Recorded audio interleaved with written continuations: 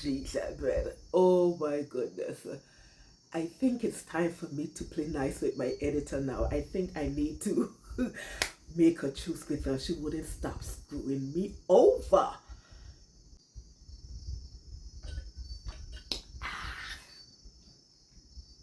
That's what you get. Now, run along.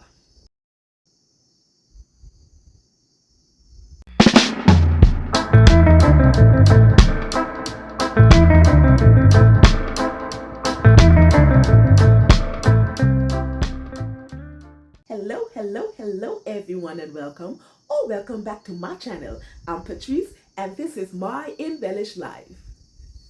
First week of January is just breezing by and it's time for me to talk about my sewing goals, sewing plans for 2025. So if that's something you're interested in, let's get in it. In my previous video, I had a recap about my sewing goals for 2024 and I think I did fairly well. I managed to achieve 5 out of 8 of those goals, but this year I'm kind of scaling back a bit.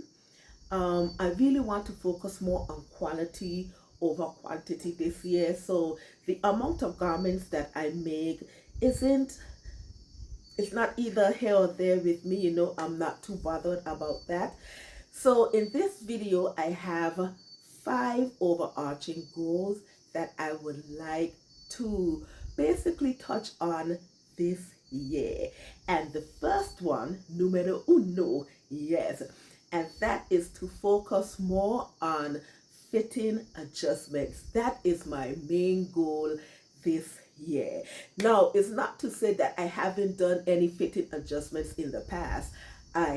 I do. All of my garments, I need to do some sort of fitting adjustment. But for me this year, I really want a more tailored and sleek look. And I really want, to up the outcome of my finished garment. I want it to be more professional, not that it's sloppy to begin with, but that is my goal this year, to focus more on different sort of fitting adjustments, really looking at my body, really looking at it and see, what can I do to make the clothing fit me and not me trying to put my body into certain clothing because. So fitting adjustments is one of my major goals this year. Like at the ending or the final quarter of the year, I started focusing on the pivot and slide for Nancy Simon. It's a keeper. I talk about it every time. So that is definitely a keeper, and I do want to, go further down that rabbit hole. So yes, more fitting adjustments for me in 2025. Now, my second goal is to focus more on tops and skirts, not just tops and bottoms, but skirts specifically. This is the year for tops and skirts, particularly, every time I say that, my tongue gets tied. Anyway, particularly for work. You guys know I wear a lot of dresses. I love jumpsuits, those type of one-piece garments. But I'm seriously lacking in tops and skirts. So I think, and it's not just for work, even though I do want to fill in that gap in my work wardrobe, I just need to have tops and skirts in my wardrobe. So this is the year for that, tops and skirts. Not to say that I wouldn't deviate and make other things. You guys know me, of course I will, and I would not speak on anything that I know that I'm going to break and then have to say, you guys, your girl did something bad. We are not going to do that.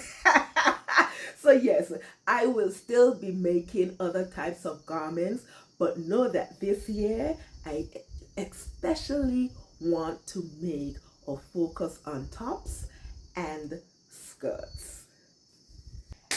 Now the third goal, or my third sewing plan, is that I want to use more indie patterns this year.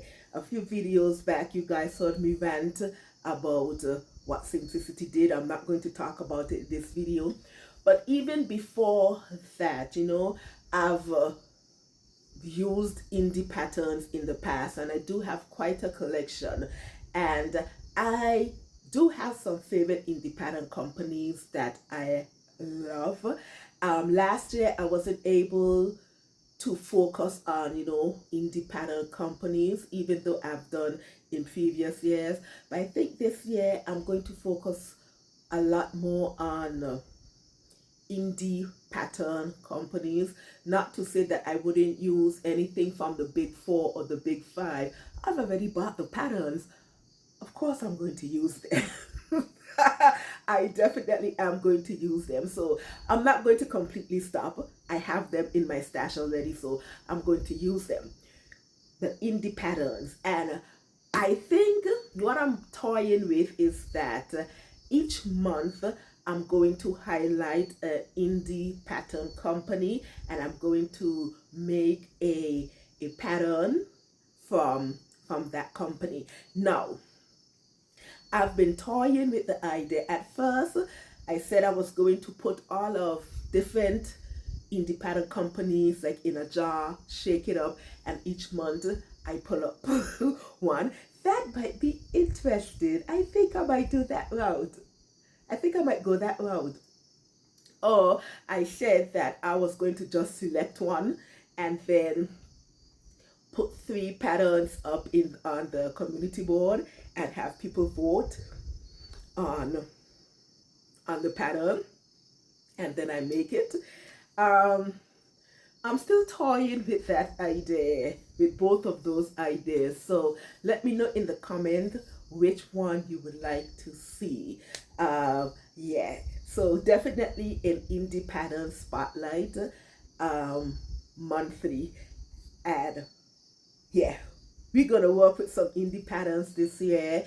I really need to get my fitting adjustment really down packed with especially indie patterns, because you know their fittings different from the big four.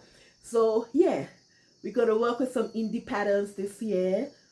Like I said, I'm not eliminated the big four, the big five. I already have quite a few in my stash, and we're gonna work with them as well. But indie patterns, we're gonna do some spotlight, probably explore some of the lesser known indie pattern companies, and we'll just see how it goes. But that indie pattern spotlight, be on the lookout for that.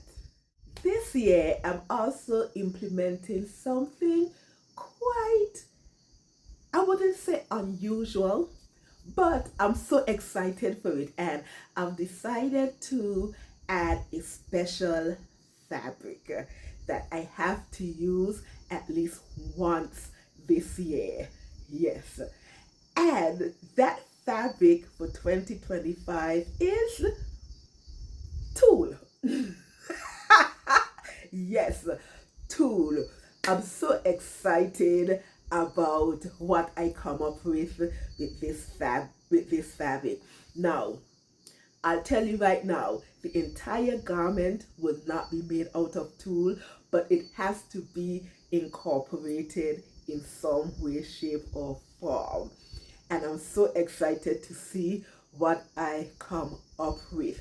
So that's the goal. Oh, I shouldn't say goal, but that's the plan. Yes, that special fabric that I'm going to use at least once for 2025, tulle.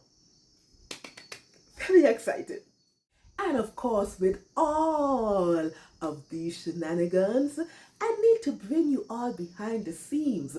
So therefore, those sew with me's, they are definitely going to continue. Lots of stuff is going to be happening behind the scenes this year.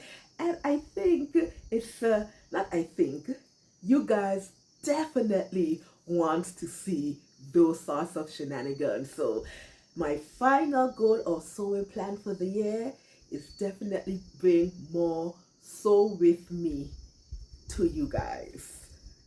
Okay, I think that is it.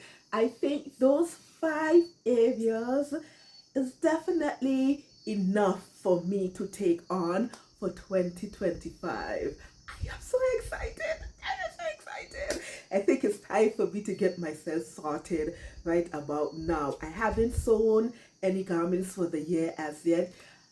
Right now I'm done the quilting rabbit hole. I'm actually working on 2 quilts at one time.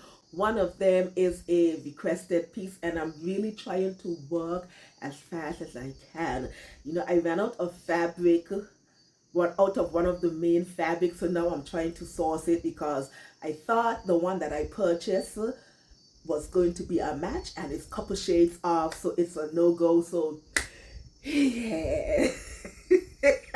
But yeah, right now in the quilting vibe at the moment. I definitely have some plans on that forefront as well, because I definitely want to up my skills again. I think, you know, I started quilting in 2022.